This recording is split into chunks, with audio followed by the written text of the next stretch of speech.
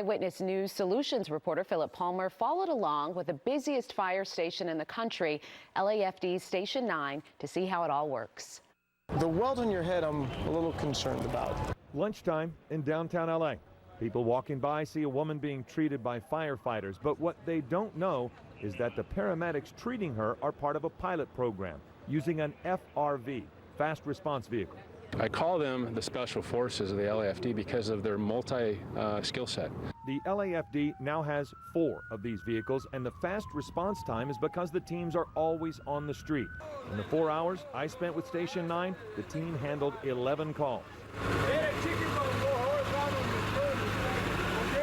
In this case, the 911 call was a man choking. When responders arrived, he was fine.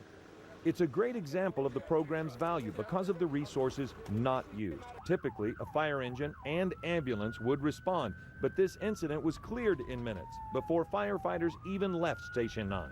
We've talked to the guys about that, is trying to get them those little wins, right? And everybody has them in their career, right?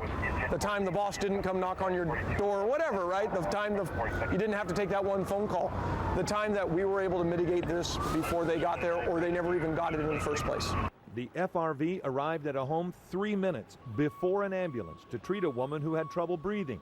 That 3 minutes can be the difference between living and dying. Given their location, the majority of Station 9's calls will involve the homeless. Just last week, for the first time in the state of California, FRV crews were given the medical authority to clear certain patients to either a mental health urgent care center or a sobering center, easing the burden on local emergency rooms. So you're looking a little dehydrated to me. I'm going to start an IV and give you some fluids, okay? We're still keeping that continuity of care, but we're just getting that right resource here when it's needed so that they can be available for those higher acuity calls. We've had so many calls from this fast response vehicle in Station 9. They haven't had time to change the battery, which is much needed, so you hear it idling like crazy, but they also haven't had time to have lunch or even simply go to the bathroom. How's that for full service? FRV crews use trucks already owned by the department. They can fight fires and respond with LAPD SWAT if necessary. But the bulk of their calls will always be medical. And the program is an example of a solution, using innovation and creative use of existing resources. Having the FRV, having some of this alternative destination training, just allows us to get out there and solve more problems.